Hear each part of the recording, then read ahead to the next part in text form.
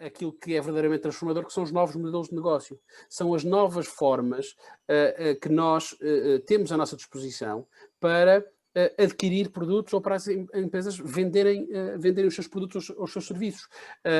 Modelos de subscrição, modelos de licenciamento. O as a service é hoje uma realidade absolutamente inequívoca. As pessoas não querem comprar coisas, querem ter acesso a coisas.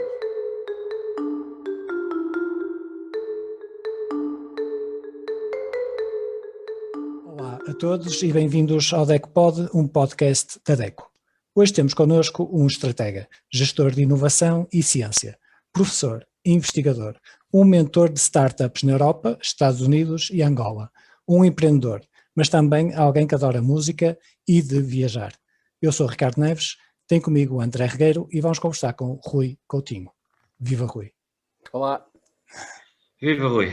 Começo por te agradecer a disponibilidade para vir aqui conversar connosco, partilhares aquela que é a tua visão sobre o mundo em geral e em especial sobre aquilo que é a sociedade de consumo.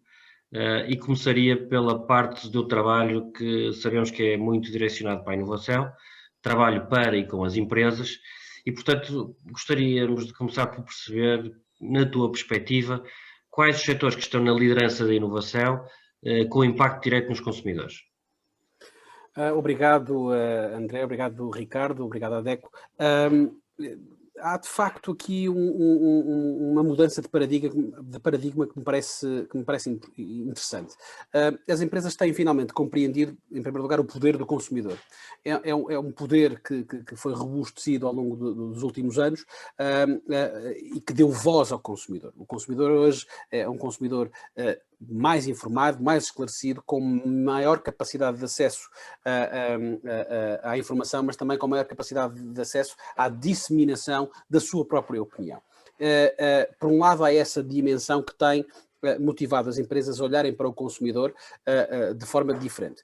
Por outro lado, há uma nova forma de fazer negócios que se começa a consolidar e que tem tido um business case, digamos assim, que se tem mostrado eficaz do ponto de vista dos negócios para as organizações, que tem a ver com uma lógica de sustentabilidade, mas uma sustentabilidade que chamaríamos triple bottom line, ou seja, que olha para a dimensão ambiental, que é aquela que normalmente estamos habituados a associar à expressão sustentabilidade. Portanto, numa lógica de proteger e regenerar o nosso planeta, que olha para uma lógica de impacto social também, pessoas, de que forma é que o meu negócio, o meu produto, o meu serviço, o meu modelo de negócio impacta positivamente nas pessoas e em particular nos meus colaboradores necessariamente, mas também nos meus clientes, nos meus consumidores. E por fim, naturalmente, uma abordagem de negócio, aquela que permite que as empresas continuem ativas. E isto tem uma lógica muito interessante porque foca-se precisamente num conhecimento mais profundo do consumidor, do cliente. É uma abordagem muito mais human-centric. Em vez de pensarmos primeira e segunda revoluções industriais, em vez de pensarmos no melhor sistema de produtividade e eficiência para eu fazer aquilo que depois hei de convencer os consumidores a quererem, eu vou procurar fazer exatamente aquilo que o consumidor quer. E essa é a melhor decisão de negócio. Também é a melhor decisão do ponto de vista moral e ético. Nós sabíamos que era a melhor decisão do ponto de vista moral e ético, sabemos agora que é a melhor decisão de negócio, porque vemos os consumidores a preferirem isso. E aí dou-te dois exemplos muito clássicos e se calhar muito específicos. A área do têxtil e do vestuário tem percebido isso de forma muito crítica, não apenas com exemplos como os da Patagónia e algo deste género, mas vemos o setor têxtil e vestuário a migrar nesse sentido.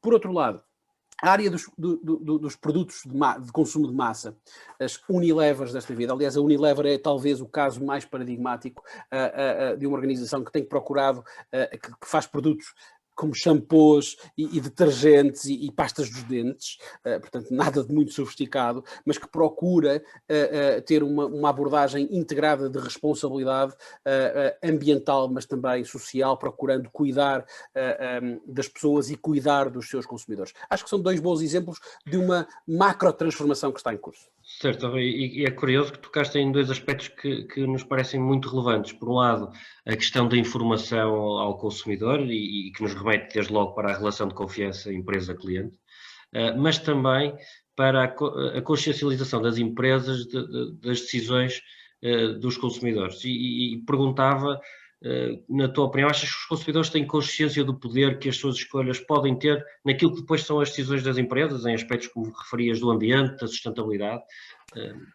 Eu acho que começa a ser construída essa consciência.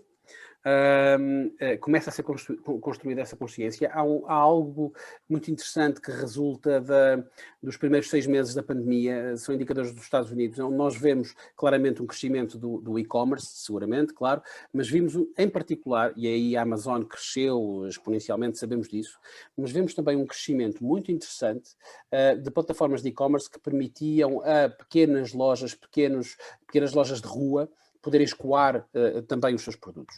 E percebemos que isso acontece por uma tomada de decisão consciente do lado do consumidor, que prefere também ajudar num momento circunstancial de crise, ajudar aqueles que lhe são próximos, uma lógica de comunidade, mesmo que alavancado por plataforma digital.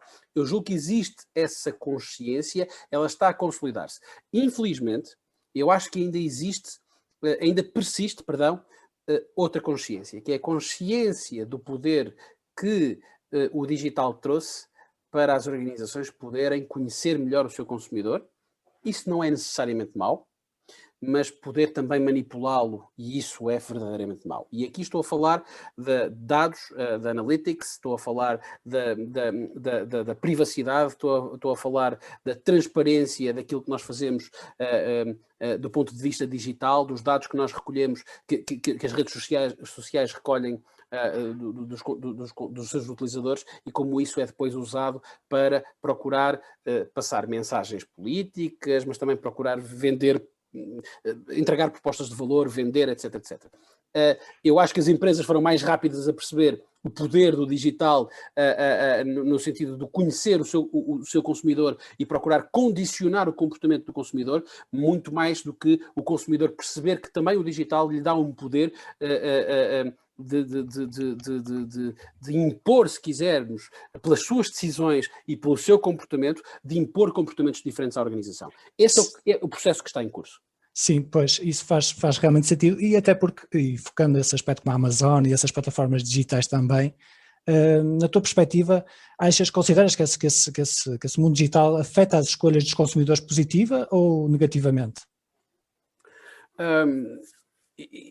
Eu acho que não há ninguém que não goste de entrar num portal, num agregador, digamos assim, num marketplace, seja a Amazon, seja a Farfetch, seja o Dot, seja o que for, e que não goste de ver a sua homepage já organizada de acordo com as suas preferências, de acordo com o seu comportamento. Eu costumo dar este exemplo aos meus alunos. Estar na Amazon é como passear num centro comercial, e à medida que vamos caminhando em frente às lojas, as montras reconfiguram-se só para me mostrar aquilo onde eu tenho mais preferência, para aquilo pelo qual eu tenho mais interesse. Isso é interessante. Qual é o perigo? O perigo é o da standardização, por um lado. O perigo é o do condicionamento, ou seja, quanto mais eu navego, quanto mais a plataforma digital sabe e conhece o meu comportamento, mais me encaminha e me circunscreve a um círculo mais pequeno. E quanto mais pequeno o meu círculo me fica, menos eu estou informado sobre tudo o resto que está à minha volta. Ou seja, este é o reverso da medalha. As plataformas digitais tornaram o consumidor muito mais informado, mas a verdade é que acesso à informação não tem sido, nos últimos, em particular nos últimos, diria 5, 6, 10 anos no limite, essa informação tem sido trabalhada pelas empresas, e em particular pelos grandes marketplaces, em particular pelas grandes plataformas e pelas redes sociais, tem sido transformada para circunscrever a capacidade de informação que nós conseguimos recolher. Porquê? Porque o algoritmo configura-nos a nossa preferência. E se a minha preferência é por roupa vermelha, eu só vou ver roupa vermelha. E desconheço que há roupa preta ou que há roupa branca. Isto levado, então, do ponto de vista político, já sabemos no que é que dá, nem vou entrar por aí. Mas, do ponto de vista do consumo, é interessante para a empresa, porque sabe que vai poder, que vai fazer mais roupa vermelha ou mais roupa preta com todos os dados que recolhe, mas também vai começar a dizer, uma vez que eu sou agora muito bom a fazer só roupa vermelha, eu vou tentar vender mais roupa vermelha. E voltamos ao paradigma da primeira e da segunda revolução industrial. Eu vou manipular. Vou usar a tecnologia para manipular o meu cliente, já não apenas para o convencer a querer aquilo que eu produzo, mas para lhe demonstrar que não há mais nada para além daquilo que eu produzo, que por acaso é inspirado nos dados que eu recolho dessa pessoa. Parece um raciocínio complexo, mas acho que esse é o perigo. A user experience que nós temos nessas grandes plataformas digitais é tão boa que nos habituamos a ela e de repente perdemos todo o mundo à nossa volta, e significa que passamos a ver só aquilo que nos interessa e deixamos de conhecer outras propostas de valor e outras abordagens. Há movimentos que de alguma forma começam a ganhar consciência disto, mas isto ainda é um problema sério que tem que ser abordado. Isto, na perspectiva do consumidor, é de facto um dilema complexo para que possa aproveitar na sua totalidade, porque, como dizias, e bem, temos muito mais informação, mas é muito mais difícil ser um consumidor informado, na verdade, hoje em dia, não é? Porque, exatamente. Ainda que não pareça. Exatamente, porque nós temos, era o que eu dizia, nós temos um acesso à informação como nunca tivemos na história da humanidade, mas as empresas e as organizações, os governos, descobriram formas de alguma forma, não é condicionar o acesso à informação, mas é criar-nos labirintos de maneira a chegarmos apenas à informação que aparentemente nos interessa, mas que faz com que deixemos de ter outro tipo de informação, de ver, de perceber, de ter outro tipo de abordagens. É de facto um paradoxo e é de facto um dilema para o consumidor. Aquilo que eu dizia, é-me muito útil quando eu entro na Amazon, aquilo estar organizado pelas minhas preferências, eu perco muito menos tempo. Conveniência, ou melhor, condicionamento traz vestido de conveniência. Sim, porque repara, até antigamente e não só, as lojas consideradas as mais caras e mais ricas já faziam essa Claro. personalidade, não é personalidade, esse tratamento muito de personalização. Entras na loja, eles já sabem exatamente o que é que o cliente Rui costuma querer, encaminham-te. Mas isto é exponencial, isto é feito a milhões. De forma absolutamente exponencial. E aqui nós vemos cada vez mais as organizações a trabalharem questões relacionadas com a economia comportamental. Recordo que o Prémio Nobel da Economia não vou dizer um erro, 2018 ou 2017, agora não me recordo, o Richard Thaler é um economista comportamental, é alguém que trabalhou e cujo livro principal se chama Nudge. Nudge é o incentivo, um pequeno incentivo, no sentido de levar a pessoa a adotar um determinado comportamento. E quando isto é analisado do ponto de vista da economia, no sentido de levar cidadãos, por exemplo, a adotarem determinados comportamentos que têm impactos macroeconómicos. O que é que aconteceu, como muitas vezes na ciência? Aquilo que era um princípio generoso e bondoso do nudge, gerou uma coisa que se chama sludge, que é usar os mesmos princípios para motivar comportamentos que não são de todo, muitas vezes, do interesse do próprio. E por falar em comportamentos, há a questão da inteligência artificial, que está no fundo, está subliminarmente associada a tudo isto. Até nos corre aqui uma questão que é saber até que ponto é que o consumidor, as definições das tendências de consumo, se no caso nesta situação, se a definição, por assim dizer, das tendências de consumo, se é definido pelo próprio consumidor ou se é definido até pela própria inteligência artificial, que se substitui ao próprio consumidor. É um jogo de soma mútua, portanto, quanto mais eu uso, mais o algoritmo aprende e mais me vai dando aquilo que eu quero e assim sucessivamente, mais vai conhecendo sobre mim e mais vai refinando a sua política de recomendação, a sua política de sugestões. Depois, cruzando isto com dados de pessoas semelhantes, etc., gera aqui um macro mecanismo de de recomendações, de personalização, mas que tem esta particularidade. Claro. Só me vai cada vez dar mais daquilo que eu quero e não me vai mostrar aquilo que eu não sei ainda que poderia querer. Eu diria assim, antes do iPhone ser lançado, perguntavam, ou melhor, já depois de ser lançado, mas referindo-se ao período pré-lançamento do iPhone, perguntavam ao Steve Jobs se ele tinha a percepção que os clientes iam adotar o iPhone da forma massiva que adotaram. Isto cruza com uma célebre citação do Sr. Henry Ford. Se eu perguntasse aos meus clientes o que é que eles queriam na altura, eles ter-me-iam dito cavalos mais rápidos, porque ninguém sabe que quer uma coisa que não existe ainda. O problema é exatamente esse, é que quanto mais as plataformas, quanto mais as empresas procuram dar-me exatamente aquilo que eu quero, menos capacidade eu tenho de querer uma coisa que eu ainda não sei que vou querer, porque desconheço a sua existência.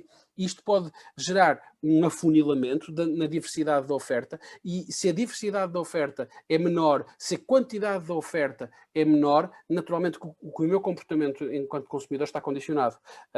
Eu circunscrevo-me àquilo que sei, que existe. É de facto, e o que nós temos do ponto de vista da inteligência artificial e do machine learning é absolutamente extraordinário do ponto de vista do desenvolvimento científico, até do desenvolvimento humano, daquilo que nós conseguimos fazer, mas simultaneamente gera perigos, gera desafios que temos que saber abordar.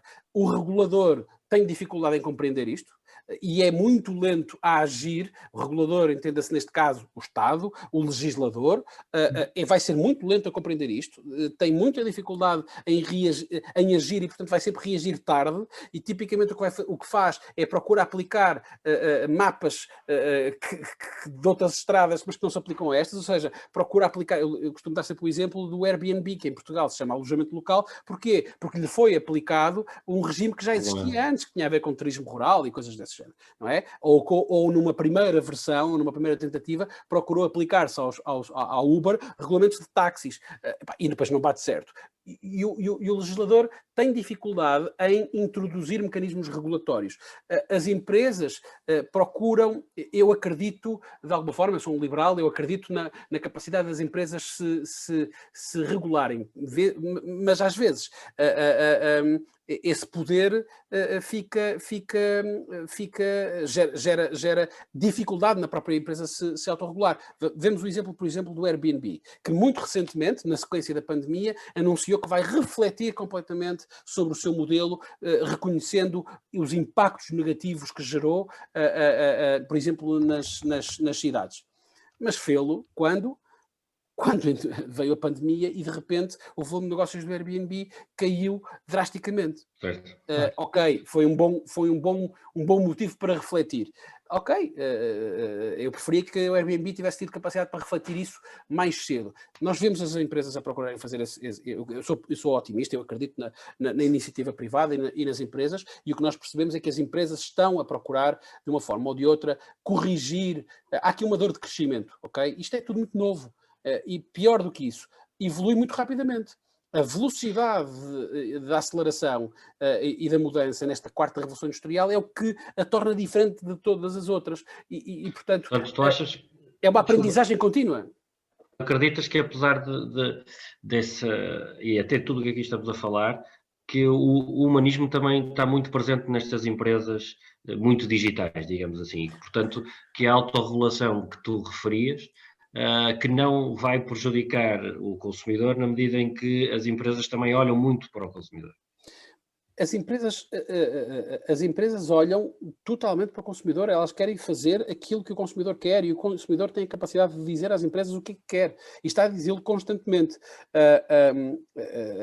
Esta questão da regulação é muito curiosa, é muito interessante. O que eu acho, André, é que tivemos um período em que as empresas detectavam um problema, criavam uma solução e depois convenciam as pessoas a querer essa solução.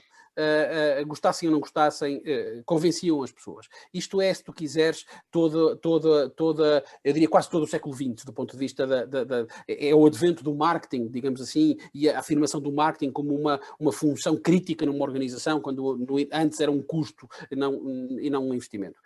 Depois passaste, de repente, para a capacidade total de ouvir o cliente e querer fazer só o que o cliente quer, que era, iria 180 graus o oposto, não é? E de repente a tecnologia começa-te a permitir fazeres assim uma espécie de misto das duas coisas. Eu ouço o meu cliente, adequo a minha oferta, a minha proposta de valor ao meu cliente, mas quanto mais ouço o meu cliente, mais adequo a proposta de valor e condiciono a essa, fazendo com que ele não se aperceba de outras que possam existir. Acho que estamos... É uma má analogia, se calhar, mas tese, antítese, há de chegar aqui uma síntese. Portanto, eu acho que ainda estamos num período de ajustamento. Eu não negligencio a importância da regulação. Acho que tem que existir regulação. Acho que não pode existir uma centralização ou sequer uma planificação, daqui a pouco. Porque às vezes vemos a ideia de que a solução para isto é essa. Não é, não parece. Claro. O Rui, por exemplo, estando ligado ao mundo das startups e por consequência também ligado a este empreendedorismo, a estas plataformas digitais e tudo isso, leva-nos a perguntar se esta tendência de criação de soluções tecnológicas se vai continuar a fazer sentido no futuro. Ou seja, se vai continuar a ser uma alternativa, se vai continuar a ser uma solução alternativa ou se por sua vez vai surgir algo diferente, algo mais local, mais físico, menos digital, não sei. Se vai surgir algo nesse sentido que surja como alternativa ao que já existe agora. Eu acho que não há alternativa ao digital. Mesmo o físico é e vai ser digital. Eu diria que... Vai ser complementar, não é? Eu diria que as empresas, de uma forma ou de outra, vão todas, mais cedo ou mais tarde, transformarem-se em empresas de dados, que trabalham fundamentalmente a partir de dados. Vou-vos dar um exemplo. A Barkin, que é um excelente exemplo de empreendedorismo no Porto, etc, etc. Eles trabalham com produtos para animais de estimação, com alimentação. Não há mais físico do que isto, quer dizer, não há mais... o que é que ali é inovador? É um modelo de negócio, e o modelo de negócio é todo alavancado pelo digital. Nós vemos coisas acontecerem no calçado, em Portugal, por exemplo, que é perfeitamente alavancado pelo digital, mas não deixam de ser sapatos. Eu costumo dar sempre um exemplo um bocadinho exagerado. O Uber continua a ser um carro que nos leva de A para B, não há nada de substancialmente inovador ali. O que é inovador ali é o modelo de negócio. Eu queria dar nota disto. O digital, não é o digital que transforma os negócios e que transforma a forma como as empresas vendem e os clientes compram.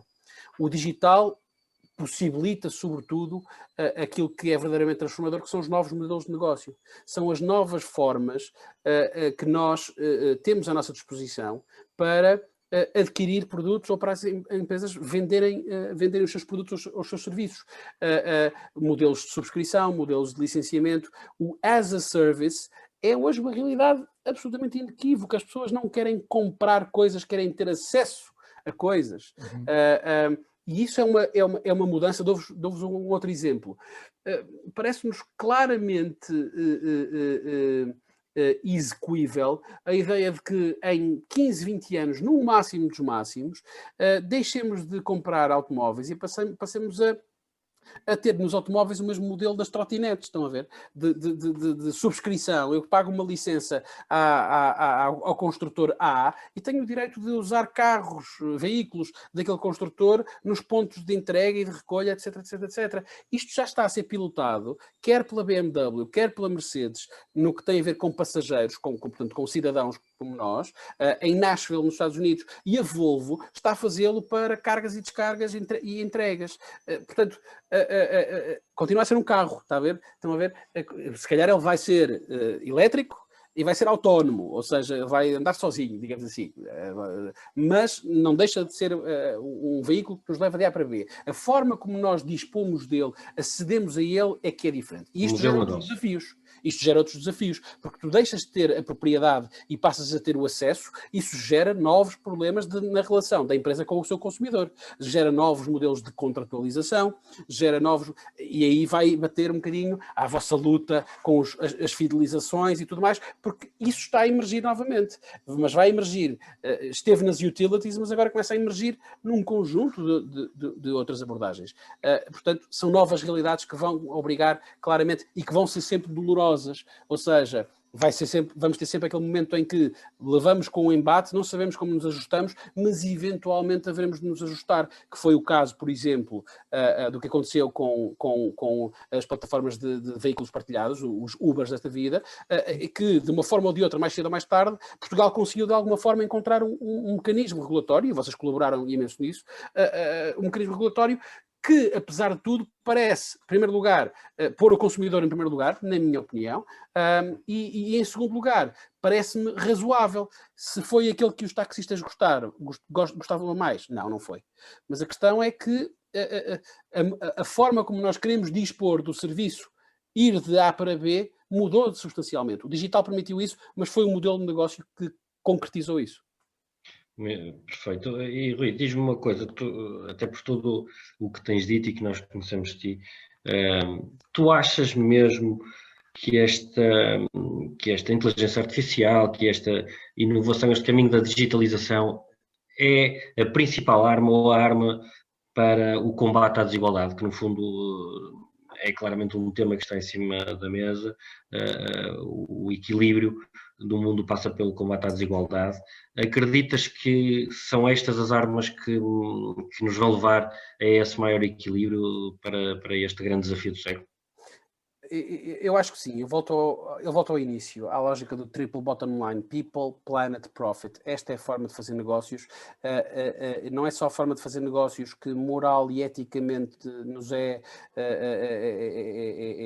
a nossa obrigação moral e ética, é o business case. O negócio vai estar aí, porque o cliente... Vai permitir a mais gente fazer negócio. Exatamente, porque o cliente vai exigir isso, e vai querer exigir isso mais rapidamente ou mais lentamente, mas vai querer exigir isso. E nós estamos a ver isso acontecer nas Unilevers, na Delta em Portugal, por exemplo, a procurarem fazer essa lógica da migração de um shareholder capitalism para um stakeholder capitalism, que procura ter impacto positivo no planeta e nas pessoas, e também económico, naturalmente, para os seus acionistas. Eu acredito que sim. Obviamente que essa é uma questão, esse é um passo que pode demorar algum tempo, mas nós também vemos,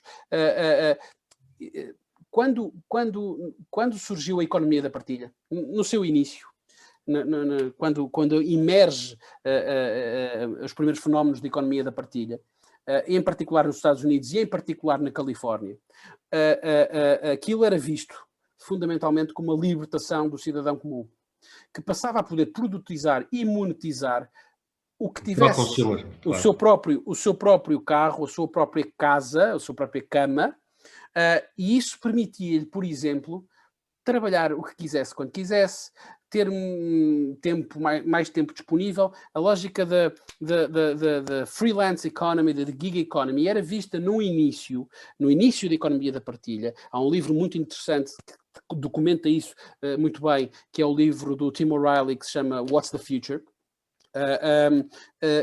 E em que ele diz, não, isto foi uma libertação, de repente nós podemos passar a ter mais tempo para nós, trabalhamos o que queremos, quando queremos. Se conseguir fazer o dinheiro que precisava para este mês e não quero fazer mais, eu vou descansar, vou ter tempo para a minha família, para os meus miúdos, etc, etc.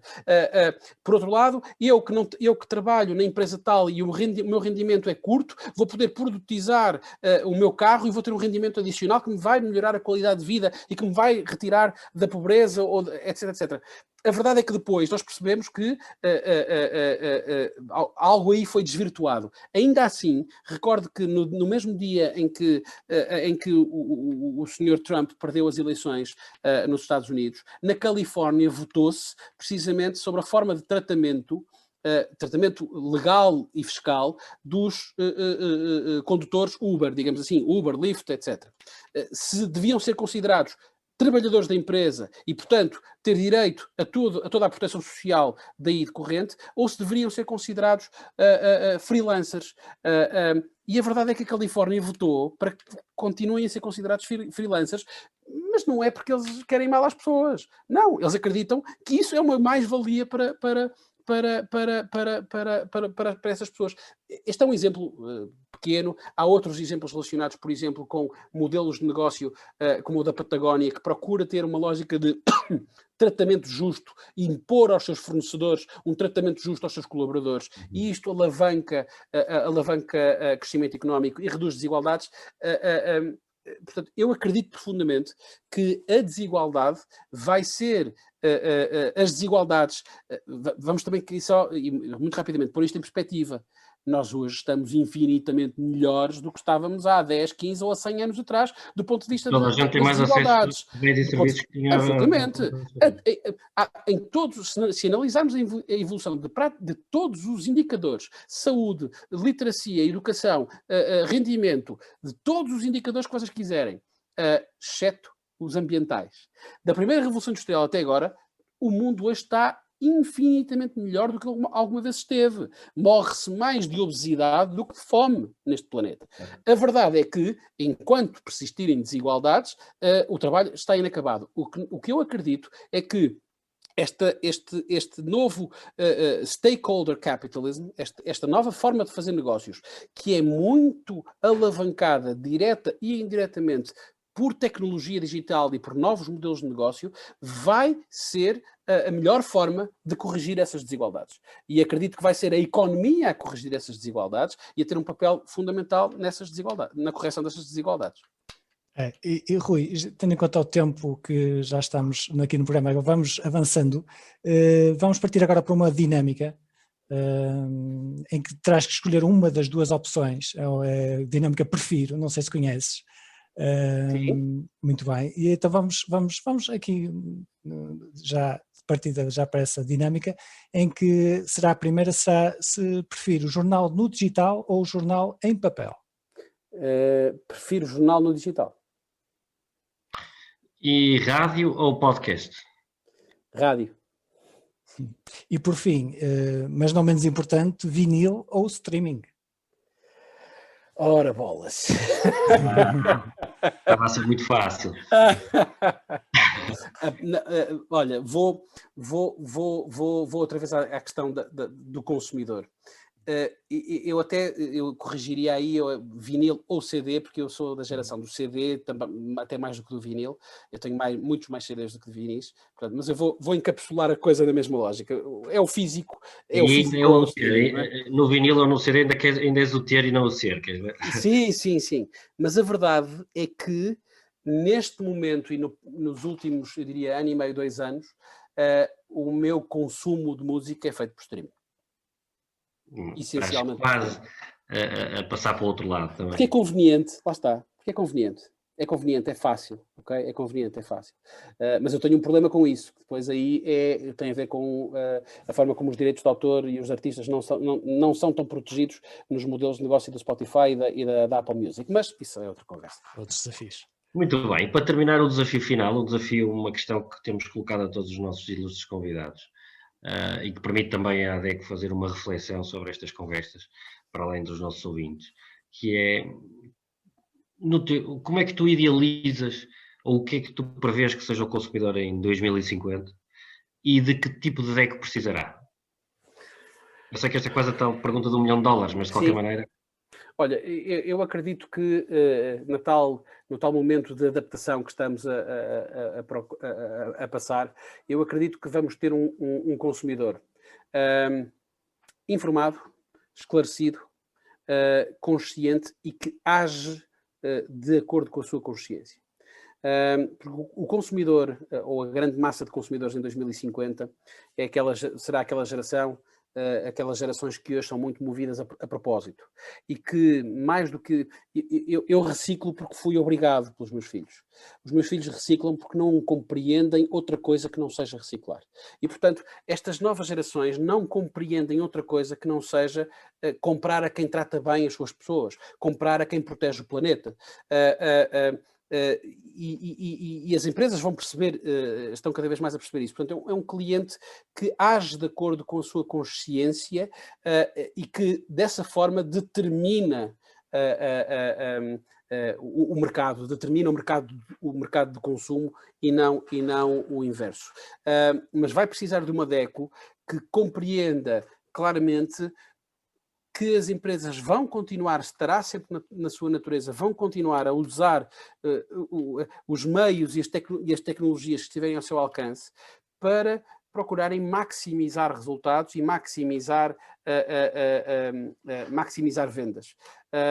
E, portanto, eu acredito que a DECO, provavelmente em 2050, vai ser um conjunto de hackers, de consumer cybersecurity, que estejam a fazer uma espécie de vigilância ativa e preventiva daquilo que possam ser violações aos padrões digitais que estejam aceites ou implementados nesse momento. Muito obrigado, Rui. É um excelente exercício, realmente, prever isto em 2050 é um excelente exercício para colocar em perspectiva tudo isto. Ricardo, isto é uma coisa espetacular, porque a gente não consegue prever o que é que vai acontecer daqui a um mês, neste momento. Portanto, nem mais. Mas acho que é um bom exercício. Acho que se nós não olharmos para cima, nunca tiramos os pés do chão. Isso é seguro. Precisamente. Vamos continuar por agora a informar e a proteger os consumidores pela informação, pela antecipação das necessidades. E vamos certamente continuar a fazer este caminho para equilibrar as forças e com isso também favorecer o consumidor. Rui, mais uma vez, muito obrigado. Obrigado, André. Obrigado, Ricardo. Um prazer ter esta conversa contigo e seguramente voltaremos a falar em breve. Um grande abraço.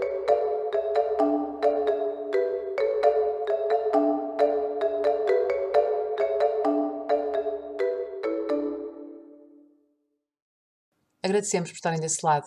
Continuem connosco e ouçam todos os episódios. Acompanhem-nos, comentem e partilhem. A DECO sempre consigo.